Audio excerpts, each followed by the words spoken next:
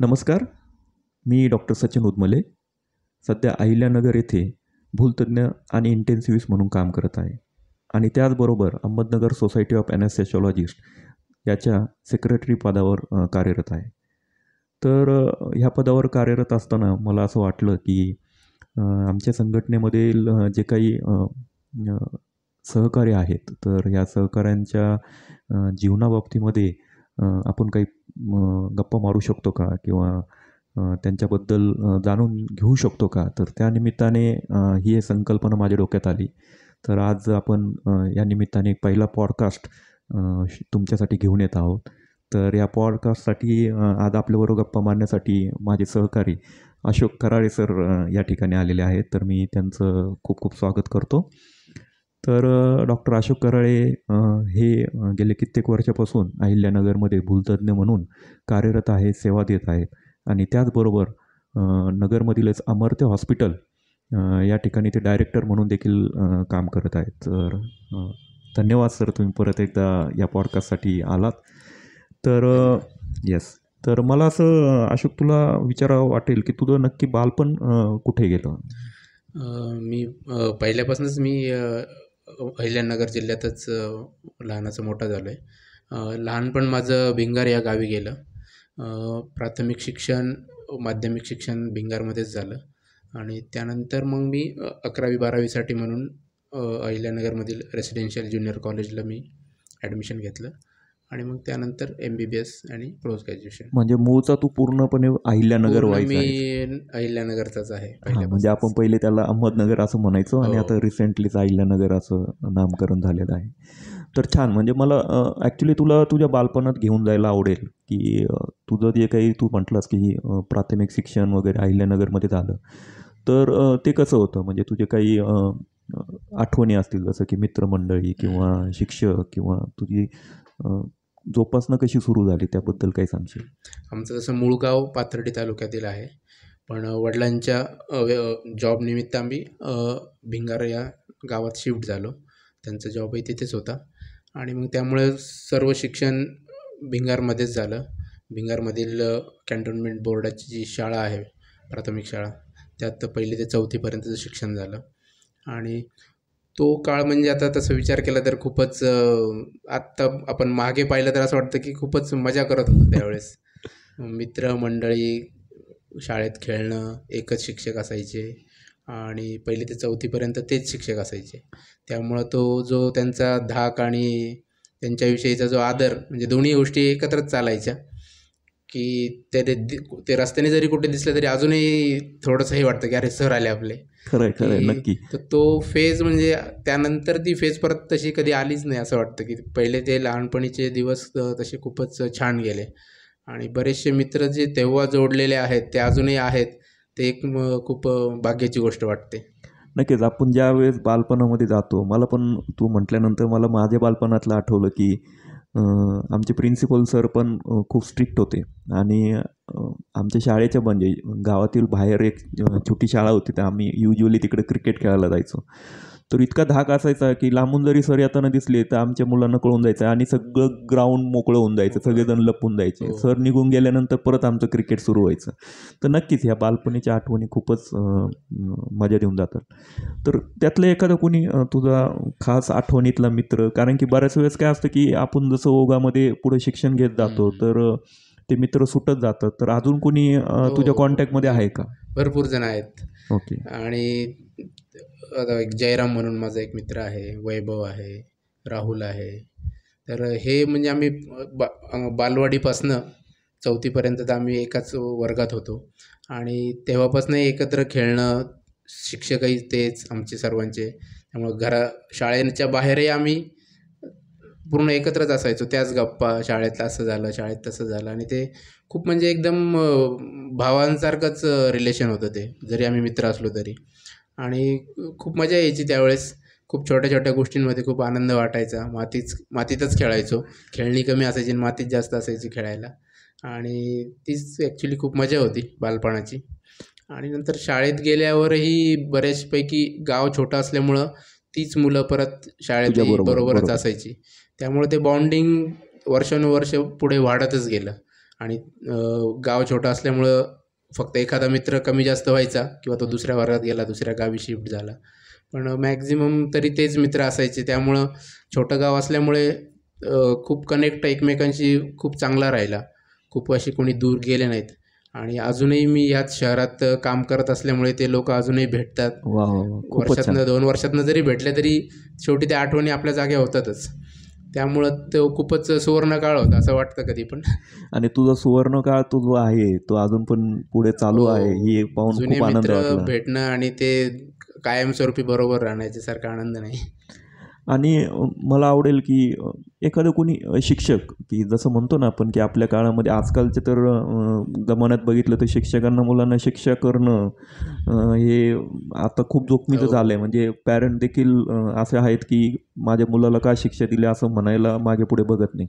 पण तुझ्या काळामध्ये असं कुठले शिक्षक तुला असं आठवणीत वाटतं की आता त्यांचं? आमचेच जे शिक्षक होते 1ली ते 4थीचे लोंढे सर म्हणून. हां. तर अजूनही आम्ही मित्र भेटलो तर आम्ही त्यांची आठवण काढतोच. आणि ते एकदम असे भारदस्त व्यक्तिमत्त्वाचे होते. आणि त्यांचा एक दराराच होता. म्हणजे त्यांचा आवाज जरी ऐकला तरी पूर्ण वर्ग असा एकदम शांत व्हायचा. त्यांनी एखाद्या मुलाला उभा जरी केलं तरी तो थरथरच कापायचा. म्हणजे असा त्यांचा तो धाक होता. पूर्ण शाळेतच त्यांचा धाक तसा होता. आणि त्यांचं शिकवणं वगैरे सगळ्या गोष्टी खूपच चांगल्या होत्या. आणि अजूनही त्यांची आठवण येतेच आम्हाला. कारण का तिथनं आम्हाला शिस्तीची सवय थोडीशी त्यांच्यामुळे लागली, की काही गोष्टी करायच्या, काही गोष्टी नाही करायच्या. शाळेत काय करायचं, शाळेत नाही काय करायचं. हे यांचं ते खूप स्ट्रिक्ट असायचे त्या बाबतीत. आणि एक त्यांचा भीती, आदरयुक्त भीती जी होती ती त्यांची कायमच होती. आणि त्यामुळे आम्ही सर्व मित्र पुन्हा जरी भेटलो तरी त्यांची आठवण नेहमी निघते. शाळेत असतानाही आमचे जे काही शिक्षक होते भिंगार हायस्कूलमध्ये, प्राथमिक शिक्षण झाल्यानंतर आम्ही अहमदनगर एज्युकेशन सोसायटीच्या भिंगार हायस्कूलमध्ये सर्वजण होतो मित्र. तर तिथंही आमचे शेट्टे सर होते, मुळे सर होते, पांढरे सर होते, खोसे सर आमचे त्यावेळेस मुख्याध्यापक होते. हे शिक्षक म्हणजे त्यांची आठवण नेहमीच येत राहते. कारण का त्यांनी आम्हाला सर्व जे बेसिक शिक्षण आहे ते त्यांच्याकडनं आपल्याला मिळालेलं आहे. आणि जीवनाच्या कोणत्या ना कोणत्या स्टेजला आपल्याला त्यांची आठवण येतेच, की बाबा सरांनी कधी काळी आपल्याला हे सांगितलं होतं. किंवा जेव्हा आपण आपल्या मुलांच्या शिक्षकांशी बोलतो किंवा त्यांचं अभ्यास कसा चालला आहे याचा विचार करतो, त्यावेळेस आपल्याला ते लहानपणाच्या गोष्टी आठवतात, की आम्हाला तर सरांनी असं शिकवलं होतं, सध्या हे असं शिकवतायत मुलांना. तर जसं तू आत्ता म्हटलंस ना की लोंढे सर, म्हणजे हो. लोंढे सर सारखे तुझे जे शिक्षक आहेत, तर मला असं वाटतं की त्यांची जी शिस्त आहे तर तीच आज आपण जे काही स्टेजवर आहोत तर हो. त्याच्यामध्ये त्यांचा खूप मोठा वाटा आहे. म्हणजे मला असं वाटतं की आपल्या काळामध्ये किंवा काही वर्षांपूर्वीच्या याच्यामध्ये शिक्षकांचा आपल्या जडणघडणीमध्ये खूप मोठा वाटा असायचा. म्हणजे नुसते आईवडीलच नाही तर वेगवेगळ्या पद्धतीने आजकालचे देखील काही शाळा आहे, शिक्षक असे आहेत की ते खूप जास्त मुलांना शिस्त किंवा बाकीच्या गोष्टींमध्ये मदत करतातच. पण तो काळच खरंच वेगळा होता. त्या काळात शिक्षकांकडे मुलं सोडून दिलेली असायची. राईट. म्हणजे मला असं आठवतच नाही की बाबा शाळेत मार खाल्लाय आणि आपली हिंमतसुद्धा नाही व्हायची की घरी येऊन सांगायची की मला सरांनी मारलं म्हणून. कारण का ते गृहीत असायचं की याने काहीतरी चूक केलेली असणार आहे, त्यामुळेच शिक्षकांनी मारलं असणार आहे. नक्कीच. आपलीही हिंमत नाही व्हायची घरी जाऊन सांगायची की सरांनी मला मारलं. आणि आपले पालकही कधी शाळेत जाऊन विचारायचे नाही की बाबा का मारलं माझ्या मुलाला. कारण का ते तेवढा एक विश्वास असायचा शिक्षक आणि पालकांमध्ये की बाबा ज्या अर्थी शिक्षकाने एखादी चापट मारली असेल तर त्याला सुधारवण्यासाठीच ती मारलेली असावी. तो तेवढा एक विश्वास पालकांचाही शिक्षकांवर असायचा. आणि त्यामुळं आपल्याला जसं घरी पालकांचा दरारा असायचा किंवा पालकांविषयी आपल्याला जो आदर असतो तोच शाळेतही शिक्षकांविषयी असायचा. कारण का आपण ते एकच समजायचो की बाबा इथे चूक केली काय आणि इथे चूक केली काय, दोन्हीकडे आपल्याला सांभाळून घेणारं आणि आपल्यासाठी विचार करणारे व्यक्ती आहेत. तर त्यामुळे त्या शिक्षकांची आठवण आपल्याला कायमच राहते. आत्ताचं वातावरण जरी बदललेलं असलं तरी ती एक बेसिक गोष्ट आहे आणि ती कंटिन्यू राहणं जास्त गरजेची आहे. आता तू शाळेतल्या आठवणीमध्ये आहेस, तर मला तुला विचारायला आवडेल की शाळेमधले तुझे जसं काही आपण म्हणतो ना की कुठला तरी खेळ खूप आवडायचा किंवा त्यातले कुठले अचिव्हमेंट्स असतील किंवा काय, तर त्या तुला कुठल्या आठवणी आता सांगावं वाटतील? एक बेसिक आठवण तर अचिव्हमेंट तर नाही म्हणता यायची, अनअचिव्हमेंटच येते. की 4थीला त्यावेळेस स्कॉलरशिप असायचं आणि तसं मी बरा होतो वर्गात. त्यामुळे मलाही 4थीला 3री नंतर 4थीला त्यांनी शिक्षकांनी सांगितलं की ह्याला आपण स्कॉलरशिपचा एक वेगळा वर्ग भरायचा त्यावेळेस. ओके. बऱ्याच शाळा होत्या छोट्या छोट्या शेजारी, मुलींची शाळा वेगळी होती, मुलांची वेगळी. तर मग ते सर्व शाळेतनं थोडी मुलं जी थोडीशी बरी आहेत अभ्यासात त्यांना एकत्र घेऊन त्यांचा स्कॉलरशिपचा एक वर्ग बनवायचे आणि मग त्यांच्यासाठी वेगळे शिक्षक असायचे आणि मग ते स्कॉलरशिपचा अभ्यास आणि तुमचा 4थीचा अभ्यास असा एकत्र घ्यायचे सगळा. तर मलाही त्या वर्गात टाकलं सुरुवातीला. पण मग त्या वर्गात गेल्यानंतर असं बघितलं की अरे आपल्या वर्गात तिथं मित्रच नाहीत आपले, हे सगळे नवीन लोक आहेत. किंवा जे माझ्या वर्गातले होते त्यांच्याशी मी काही एवढा खेळायचो नाही किंवा ते माझ्या रेंजमधले नव्हते बाबा. आणि मग ते मला खूपच अस्वस्थ झालं की बाबा स्कॉलरशिप आता त्यावेळेस काही किंमत नव्हती आपल्यासाठी, ते खेळणं आणि ह्या गोष्टी जास्त प्रायोरिटी वाटायच्या. तर मग मी खूपच घरच्यांना विनंती केली, शिक्षकांना म्हटलं की मला नाही जायचं त्या वर्गात. नंतर मग त्यांनी एक प्री टेस्ट घेतली. मग प्री टेस्ट सोपीच होती ती, पण मी मुद्दामून त्यावेळेस चुकीचे आन्सर्स लिहिले की बाबा मला काही जायचं नाही स्कॉलरशिपला आणि मला माझ्याच वर्गात बसायचे माझ्या मित्रांबरोबर. तर मी मुद्दामून त्यात चुकीची मार्किंग केलं, सगळं कमी मार्क मिळावेत म्हणून. नाही, पण मग आता तू जे म्हणतोयस की स्कॉलरशिपसाठी नक्कीच म्हणजे तू हुशार तर असशीलच म्हणूनच तुला त्या वर्गात टाकलेलं असणार. पण मग तुझं हे मुहूर्तमेढ कुठं रोवल्या गेली की आपण वैद्यकीय शिक्षण किंवा म्हणजे अजून देखील वैद्यकीय शिक्षणाला महत्त्व आहेच आहे, पण त्या काळामध्ये खूप जास्त महत्त्व होतं, तर त्या साईडला जावं असं तुला कधी वाटलं? नाही, असं तर मला कधी वाटलंच नाही. ओके. 12वीपर्यंतही मी म्हणजे अभ्यास करताना आपलं एक बेसिकच होतं की बाबा चला सगळ्या विषयांचा अभ्यास करायचा आणि जे पदरात पडेल ते घ्यायचं, अशा विचारानेच मी पूर्ण हे करत होतो. नंतर रेसिडेन्शियल ज्युनियर कॉलेजला 11वी-12वीला असताना म्हणजे one of the best college नगरचं ते आहे, आत्ताही आहे. आणि तिथलेही शिक्षक खूपच म्हणजे मुलांपेक्षा शिक्षक जास्त कष्ट घ्यायचे मुलांवर, असं मला जाणवलं ते. आणि नंतरही ते पूर्ण करिअरच्या याच्यात मी बघतोच की त्या शिक्षकांनी आमच्यासाठी खूपच कष्ट घेतले असं वाटायचं आणि खूप चांगलं शिक्षण मिळालं तिथे. 11वी-12वी. कुठल्या शिक्षकांचं तुला काही तिथले आठवण? सगळेच शिक्षक आठवतात. ओके.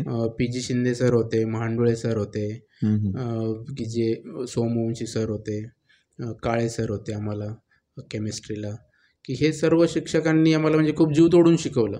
म्हणजे एवढे चांगले शिकवायचे. 11वी-12वीला असताना क्लासेस वगैरे त्यावेळेस नवीन सुरू झाले, क्लासेसही लावले होते. पण क्लासेसमध्ये जाऊन बसायचो, नंतर वर्गात येऊन बसायचो, मग असं जाणवायचं की अरे वर्गात तर जास्त चांगलं शिकवतात. आणि मग शेवटी क्लासेस बंद करायची वेळ आली, असं वाटलं की नको बाबा त्या क्लासला कशाला वेळ घालायचा.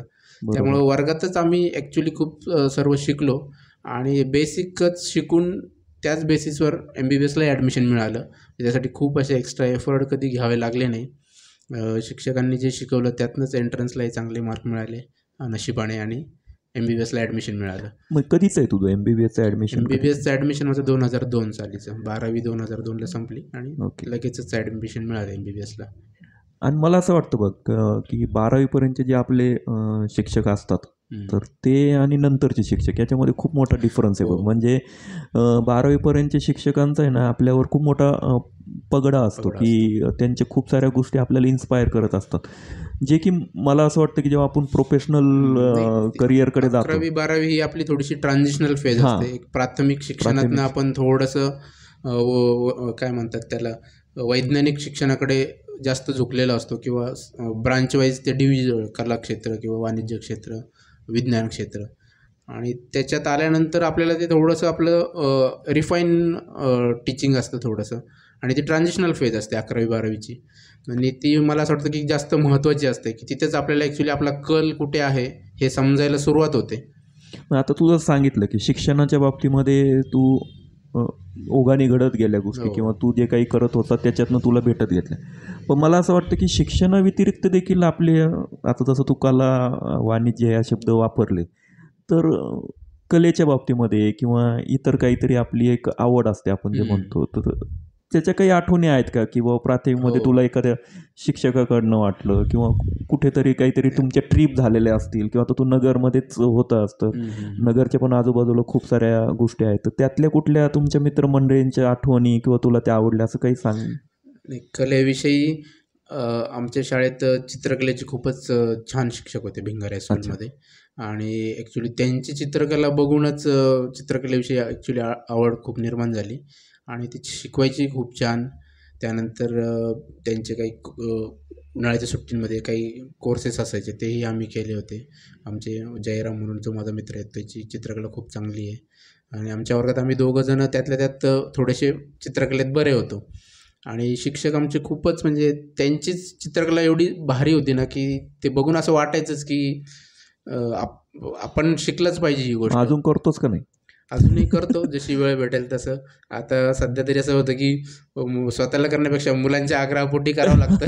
नाही, पण मला असं वाटतं की कोविडमध्ये थोडासा वेळ मिळाला होता खूप बऱ्यापैकी रिलॅक्स वेळ होता त्यावेळेस भरपूर चित्र काढले मी. म्हणजे जो गॅप पडला होता तो मी थोडासा भरून काढला. आणि मला असं वाटतं की हे जे काही जे आपल्याला आनंद देणाऱ्या गोष्टी असतात ना त्या म्हणजे कोविडमध्ये हे खूप जाणवलं की जो चित्रकलेपासून मी जो तुटलो होतो थोडासा, तर ते अचानकच कोविड आला आणि घरात बसायची वेळ आली. आता घरी बसून करायचं काय पुस्तक थोडेफार वाचली, पण नंतर असं वाटलं की नाही अजून काहीतरी वेगळं करायला पाहिजे. आणि मग एक दिवस लॉकडाऊन उघडलेलं असताना पटकन दुकानात जाऊन खूप सारे कलर्स, ब्रश, कॅनव्हास वगैरे सगळं घेऊन आलो आणि मग म्हटलं चला परत सुरुवात करू. आणि मग भरपूर चित्र काढले माझ्या त्या एक 6-7 महिन्यात मी 15-20 चित्र काढून टाकली आणि दिवस जायचा पूर्ण चित्रांमध्ये आणि काहीच वाटलं नाही. म्हणजे कोविडचा काळ कसा गेला समजलंच नाही. मी तर चित्र काढण्यासाठी एखादी आलेली केससुद्धा सोडली त्यावेळेस की नको जाऊ द्या, नको जायला केसला, चित्र कंप्लीट करूया आपलं.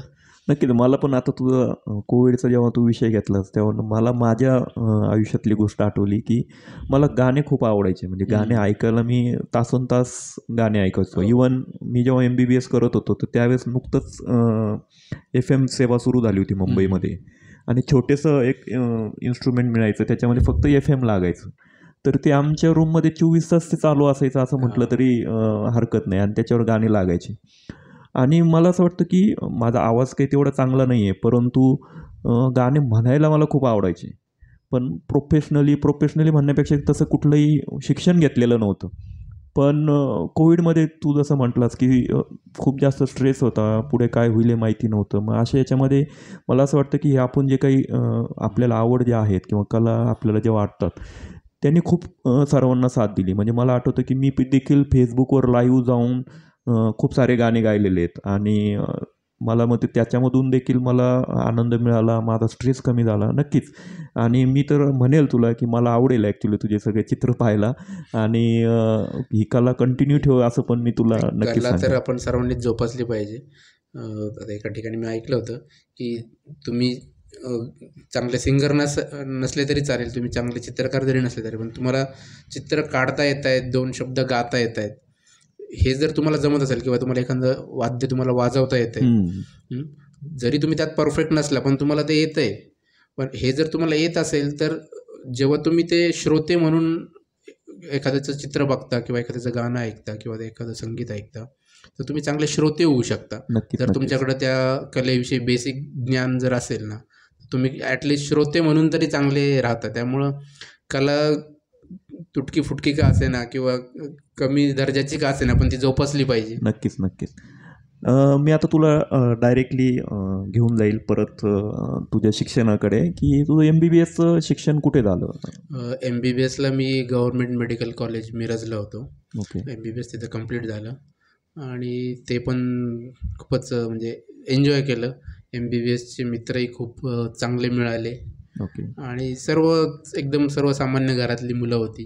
त्यामुळे असं एकदम खूप काहीतरी अननोन टेरिटरीमध्ये गेल्यासारखं वाटलं नाही. सुरुवातीला वाटायचं थोडंसं मला मॅथ्समध्ये इंटरेस्ट जास्त होता 12वीपर्यंत. पण मग MBBSला अचानकच खूप चांगला रँक आला अनपेक्षित. आणि मग बाय चॉईस म्हणण्यापेक्षा की सगळ्यांनीच मला ऐकलं नाही तुला तर MBBS भेटते तर तू MBBSच घ्यायला पाहिजे. आणि मग म्हटलं ठीक आहे मग आता सगळेच म्हणतात तर आपण घेऊन टाकू MBBS. आणि मी तर म्हणेल खरंच नगरकरांसाठी देखील तुझा तो निर्णय खूप चांगला होता कारण की आज तू एवढा सक्षम भूलतज्ञ म्हणून नगरमध्ये काम करतोयस. तर MBBS मधले ओघाने ते मिळालं आणि मग ते एकदा मिळाल्यानंतर तसंच ठरवलं की आता आपण हे घेतलेलं आहे, आता काय करायचं ते याच्यात व्यवस्थित करायचं आहे आपल्याला.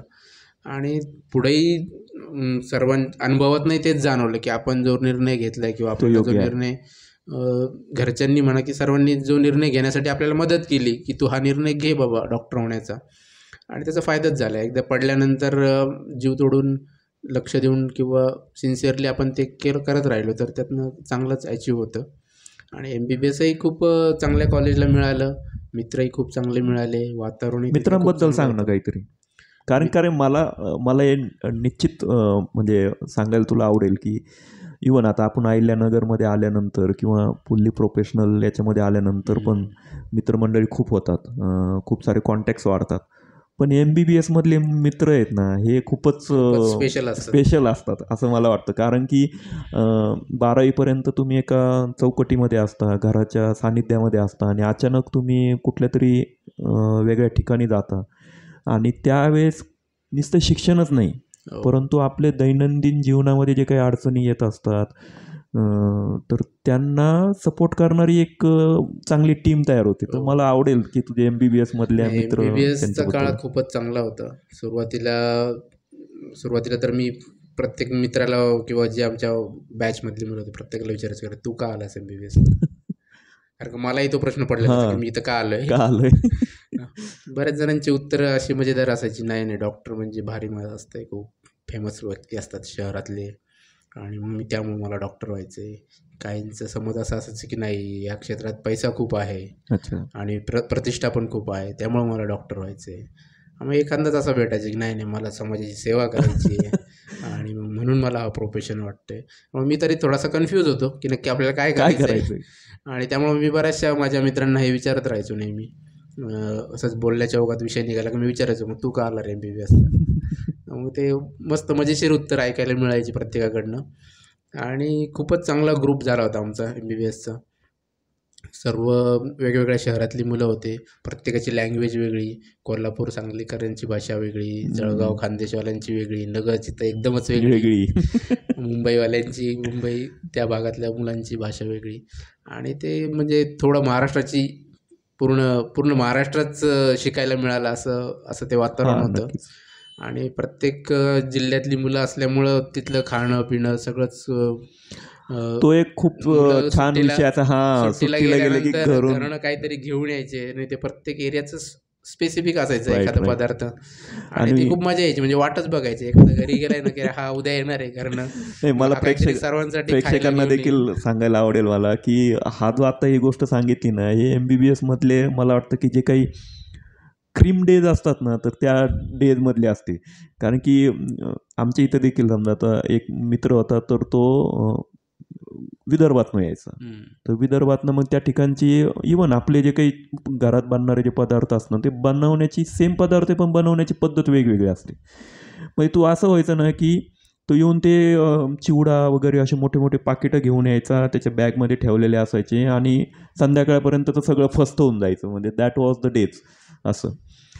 नाही, तर आमचंही तसंच व्हायचं. एक साऊथ इंडियन मुलगा होता तर त्याला ते कंपल्सरी असायचं की घरनं येताना इडल्या वगैरे पोरांसाठी घेऊनच यायच्या.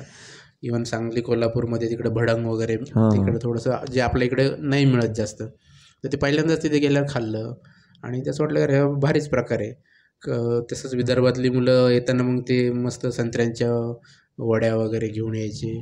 खानदेशातल्या मुलांचं पण त्यांचे मसाल्यांचे टेस्टच वेगळी असायची. काही ना काही पदार्थ ते बनवून चटण्या वगैरे भरून घेऊन यायचे आणि मग ते मजा असायची. त्या एकाने काहीतरी डब्बाभर आणि त्याला ऑर्डरच असायची तशी मित्रांची, की जाताना मोठा डब्बा भरून चटणी घेऊन ये किंवा जो पदार्थ आणणार आहेस तो खूप मोठ्या क्वांटिटीत घेऊन ये म्हणजे तो पुढचे 8-10 दिवस सगळ्यांना खाता यायचा. नक्कीच. इवन MBBS मधल्या ट्रिप्स पण आहेत ना, ह्या स्पेशल असतात हो. बघ. म्हणजे इवन आपल्याला मला वाटतं, की 12वी पर्यंत एक शाळेतले शिक्षक बरोबर असणार, ते ट्रिप अरेंज करणार आणि या ठिकाणी कसं एकदम खुला आसमानसारखं त्या गोष्टी हो. असेल. तर तुझी एखादी कुठली ट्रिप तुला नाही भरपूर, सांगावसं वाटते? भरपूर ट्रिप आहेत. त्या भागात आम्ही कोकणात जास्त जायचो. एखादा महाबळेश्वर, अनुभव? गणपतीपुळे हां, आणि त्यावेळेस असं असायचं, की त्यावेळेस मोबाईल्स कोणाकडे नव्हते. हां, हां. तर मग मला आठवतं ना, पहिली ट्रिप आम्ही कशी अरेंज केली होती, की पहिले मार्केटला गेलो. तिथनं एक महाराष्ट्राचा नकाशा विकत घेतला, की आणि मग त्याच्यावर आमचं सगळं रिसर्च सुरू झाला, की आपल्या मिरजपासून जवळ कोणतं प्रेक्षणीय स्थळ आहे आणि आपल्याकडे वेळ किती आहे, 1 दिवसाचा, 2 दिवसाचा. मग आपण कुठे-कुठे जाऊ शकतो आणि मग गाडी बुकिंग करण्यापासून आणि मग कोणत्या रस्त्याने जायचं ते पूर्ण असं प्लॅनिंग करून मग आम्ही 7-8 जणांनी एक गाडी बुक केली आणि मग माझ्या मते पहिल्यांदा आम्ही मार्लेश्वर रत्नागिरी वगैरे जिल्ह्यात पहिल्यांदा ट्रिपला गेलो होतो आणि खूपच भारी अनुभव होता तो. म्हणजे पहिल्यांदाच असं इंडिपेंडंटली फिरायला मित्रांबरोबर बाहेर पडलो, धबधबा वगैरे सगळं पाहिलं आणि मजा आलेली ती ट्रिपची. आणि आणि मला वाटतं तू जसं आत्ता सांगितलं ना की पहिल्या ट्रिपमध्ये सगळं अरेंज करणं कुठे आहे, तर जे काही आपण म्हणतो ना की we became organise in our life हो. हळूहळू, किंवा ॲनास्थेशियोलॉजिस्ट असं म्हणतात की बऱ्यापैकी ऑर्गनाईज असतात, दे आर प्री प्लॅन्ड. जसं की आपल्याला कुठलंही सर्जरी करायची असेल तर आपल्याला एक आपल्याला अंदाज आलेले असते की या पेशंटच्या बाबतीमध्ये काय होऊ शकतं. तर त्या बाबतीतलं आपलं प्रिपरेशन आपण करून ठेवतो. मला वाटतं की त्याची मुहूर्तमेढ अशाच कुठल्या तरी ट्रिपमध्ये रोवल्या गेले असणार आहे. ते तसंच ॲक्च्युली असतंही आणि तेच आपल्या जीवनातही नंतर घडत जातं. आणि पहिल्यापासून तशीच सवय होती मला की बाबा थोडंसं प्लॅन करूनच गोष्ट करायची किंवा एकदमच अंगावर गोष्टी पडल्यासारखी वाटत नाही. मग ती जबाबदारी म्हणा किंवा काही जरी असलं तरी आपण तर थोडंसं प्रिपरेशन फेजमध्ये न असलो आणि मग ती जबाबदारी घेताना आपल्याला एक कॉन्फिडन्स राहतो. मग त्यामुळे ट्रिप ऑर्गनाईज करतानाही आम्ही तेच करायचो सर्व मित्र. बऱ्याचशा वेळेस काही जबाबदाऱ्या माझ्याकडे जास्त असायच्या, कॉन्ट्रीब्युशन जमा करण्यापासनं आणि बाकीच्या गोष्टी, गाडी कोणती बुक करायची किंवा कोणत्या रूटने जायचं आहे, त्यातल्या त्यात नेव्हिगेशनच्या बाबतीत थोडा मी बरा होतो. त्यामुळे ड्रायव्हरच्या शेजारी बसून आता इकडं वळ, आता तिकडं वळ, आणि ती मजा असायची. गुगल मॅप आल्यानंतर त्या गोष्टी थोड्याशा सोप्या झाल्या, ॲटोमॅटिक झाल्या. पण मॅप हातात घेऊन बसणं गाडीच्या पुढच्या सीटवर आणि ते ड्रायव्हर सोबत इकडे जायचं आहे आपल्याला, आता तिकडे जायचं आहे, एवढ्या किलोमीटर अंतर आहे, ही एक मजा असायची. आता मला आवडेल की तुला मजेकडनं आहे ना MBBS म्हणजे आता ॲक्च्युली बऱ्याचशा वेळेस म्हणजे मला असं वाटतं की ज्यांच्या घरामध्ये डॉक्टर्स आहेत ना, तर त्या घरातील मंडळी किंवा मुलांना MBBS काय आहे, वैद्यकीय शिक्षण काय असतं याच्याबद्दल थोडीफार माहिती असते, पण बऱ्याचशा वेळेस बाकीच्या लोकांना नाही माहिती असतं. तर मला थोडंसं ब्रीफमध्ये सांगशील का की MBBS म्हणजे कसं आहे, पहिलं वर्ष, दुसरं वर्ष, आणि तुझं त्याच्यामधले एखादा अनुभव की कुठल्या जसं म्हणतो ना कुठल्या एखाद्या सब्जेक्ट बाबतीमध्ये, शिक्षकांबाबतीमध्ये, म्हणजे तुझं ते शिक्षणाच्या बाबतीतलं तुझं कसं होतं हे सर आम्हाला ऐकायला आवडेल.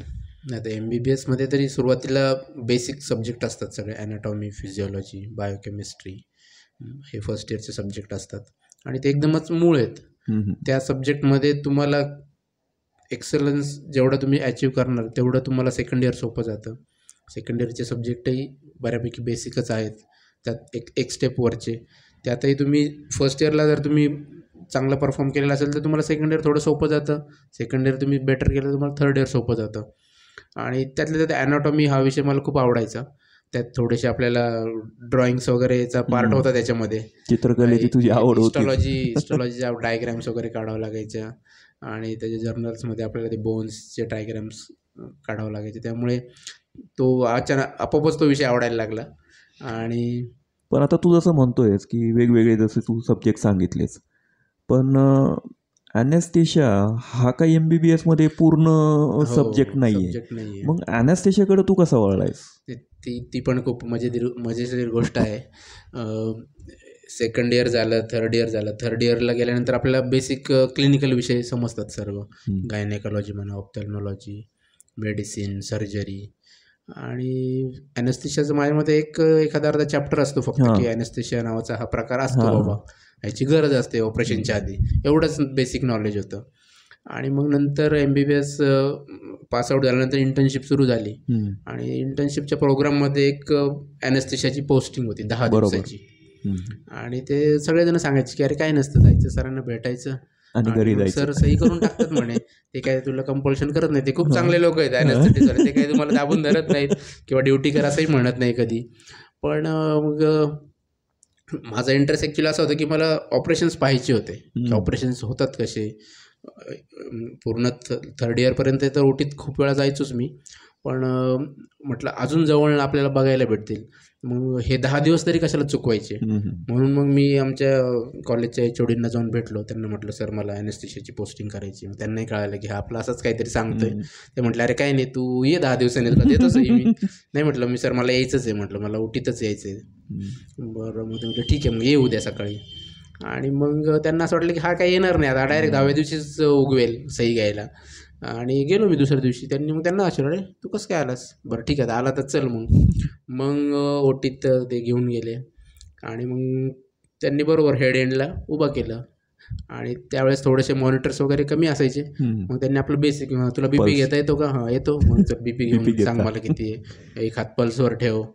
आणि आणि मग ते पल्सवर हात ठेवून आपलं सर्जरीच बघत बसायचो आणि ते विचारायचे मध्येच, हां मग किती किती पल्स आहे, पल्स आहे? हां कमी झाली का, वाढली आहे का? मग तेवढं फक्त सांगायचो. मग त्यांनी विचारल्यानंतर मग परत एकदा बघायची आणि मग सांगायची. पण लक्ष सगळं सर्जरीकडे सर्जरी. असायचं. आणि असेच ते 10 दिवस गेले आणि मग नंतर मग त्यांनी ॲम्प्यूल फोडायचं शिकवलं, कशी ॲम्प्यूल फोडायची. ते हे तर एकदमच बेसिक गोष्ट बेसिक आहे. गोष्ट होती. पण ही माहितीच नव्हती ना. डॉक्टर झाले पण तुला हो. ॲम्प्यूल फोडता येत नाही असं नको व्हायला. तर ती पहिल्यांदा ॲक्च्युली त्यांनी शिकवली तिथं इंटर्नशिपमध्ये. आणि मग शेवटच्या दिवशी मला त्यांनी इंट्युबेशन करायला दिलं. वाव. आणि ते मी आता त्यांनी सांगितलं तसं केलं आणि ते त्यामुळे मग एक अशी काय म्हणतात ना, एक थोडीशी अट्रॅक्शन निर्माण झाली. अरे हे काहीतरी खूप वेगळं आहे. भारी आहे. हे तर आत्तापर्यंत बघितलंच नव्हतं आपण. हां. की आपण फक्त पुस्तकातच चित्र बघितले होते हां. कॉर्ड्सचे आणि लॅरिंग्सचे आणि ॲनाटॉमी. आतनं जाऊन आपण अशी आणि त्याचं बेसिक काय आहे, कसं करायचं हे पहिल्यांदाच पाहिलं. त्यावेळेस ते खूप भारी वाटलं. म्हणजे एकदमच काहीतरी म्हणजे चीज झाल्यासारखं वाटलं की मी 10 दिवस इथे आलो आहे. तर त्याचं त्यांनी शेवटच्या दिवशी मला एक फळ देऊन टाकलं छोटंसं की एक इंट्युबेशन करायला इंट्युबेशन दिलं. करायला मग दिलं. इंट्युबेशन केलं. पूर्ण सर्जरीला मला त्यांनी तिथेच उभा केलं त्या डोक्याजवळ. आणि मग नंतर म्हणे आता संपली केस, आता तू ट्यूब टाकली म्हणे, तुलाच काढावं लागेल म्हणे आता ती. बघ बाबा कशी काढायची ते. मग त्यांनी ते पण ते शिकवलं. पण शिकवलं की हां मग आता काढ ट्यूब, आता पेशंट जागा झाला आहे, ब्रीथ करायला लागला, आता ट्यूब काढ.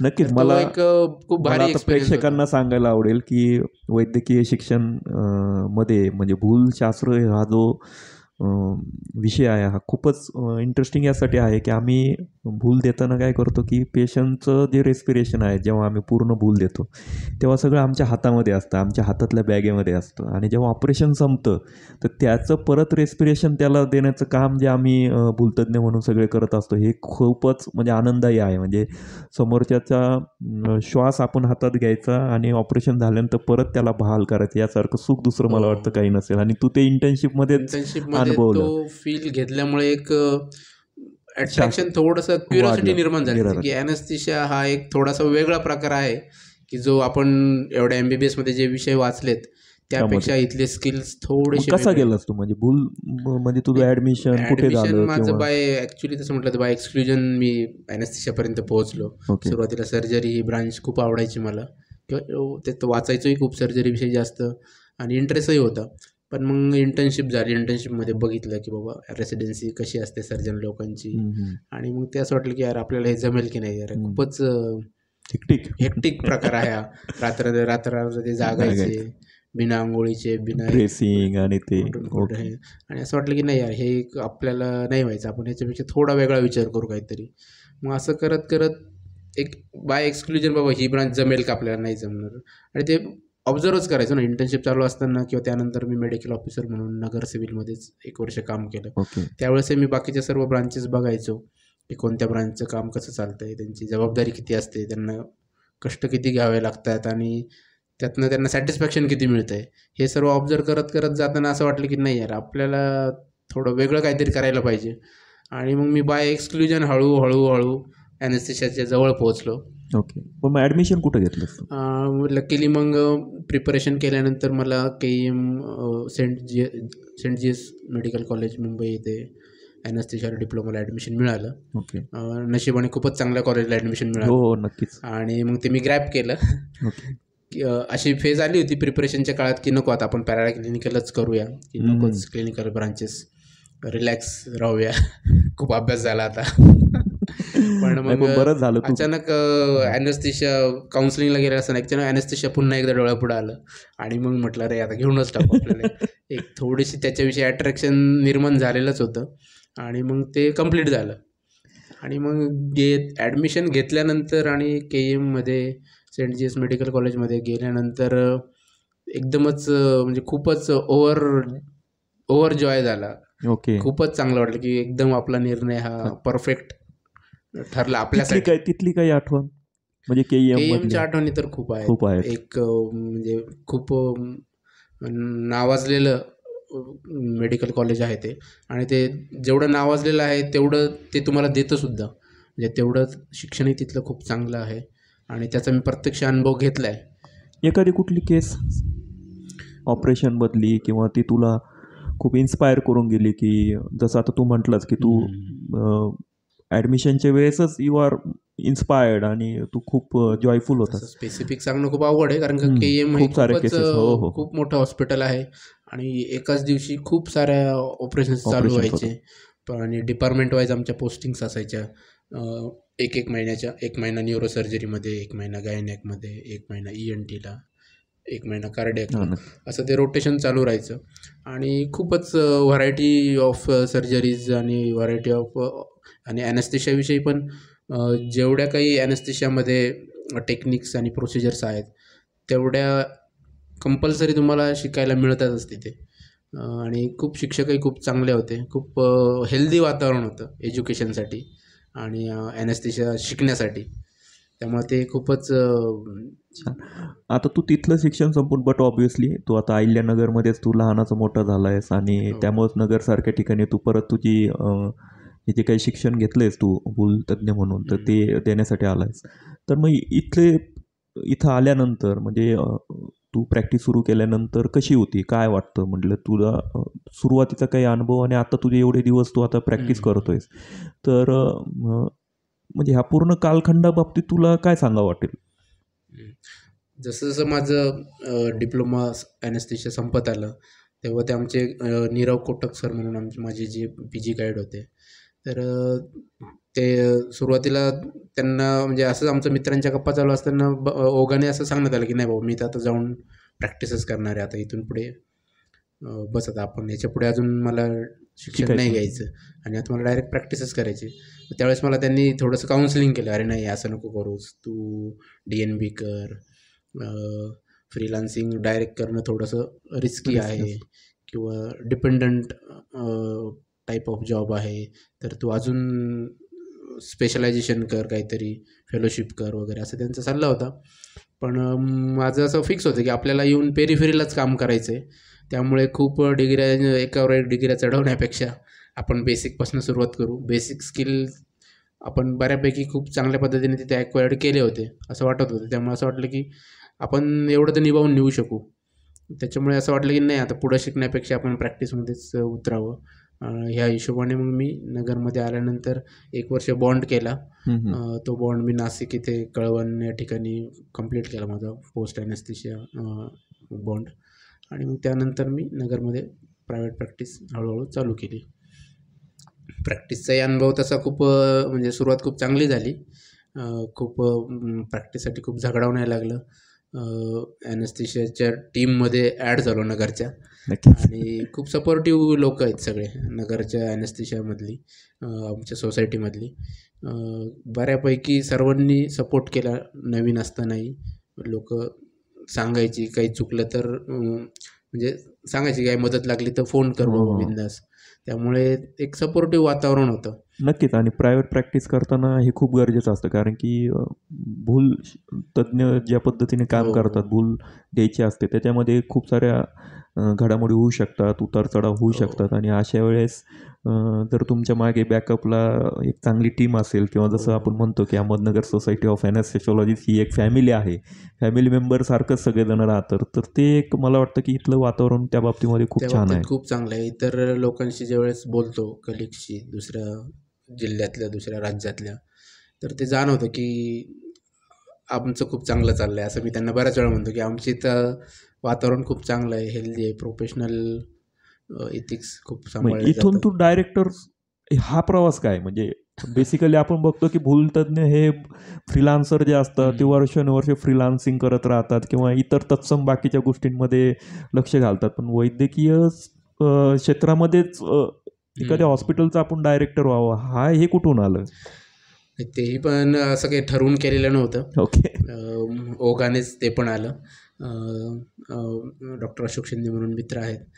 ते सर्जन होते. पहिल्या दिवस आम्ही दोघं ॲक्च्युली 12वीचे क्लासमेटच आहोत. ओके. आणि नगरमध्ये प्रॅक्टिस सुरू करताना आमची पुन्हा एकदा भेट झाली.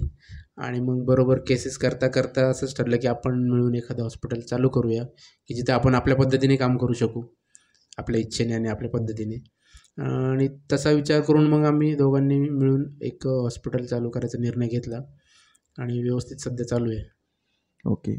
आणि आता मला मी आता आपल्या पॉडकास्टच्या शेवटाला आपण येत आहोत. तर आता पुढे काय प्लॅन आहे? म्हणजे तुझे आता तुझं मी आता जेवढं चित्र बघतोय तर ओघानेच खूप साऱ्या गोष्टी घडत आलेल्या आहेत आणि हो, त्या हो. खरंच मी तर म्हणेल की खूप चांगल्या पद्धतीने तुझ्या आयुष्यामध्ये ते निर्णय तुझे जे काय आहेत हो, हो. ते चांगल्या पद्धतीनेच होत आहेत. तर तरी देखील मला असं आवडेल की पुढे काय अजून तुझं प्लॅनिंग आहे किंवा कुठल्याही क्षेत्रामध्ये, जसं की कला असेल, तुझं आवड असेल, वैद्यकीय असेल शिक्षण किंवा तुझा हा प्रवास, याच्यामध्ये तुला पुढे काही करायचं आहे असं काही प्लॅनिंग आहेत का? ते म्हणजे प्रेक्षकांना नाही, ऐकायला आवडेल. वेगळं काही असं खूप वेगळं काही जगावेगळं काही करायची इच्छा नाही आहे.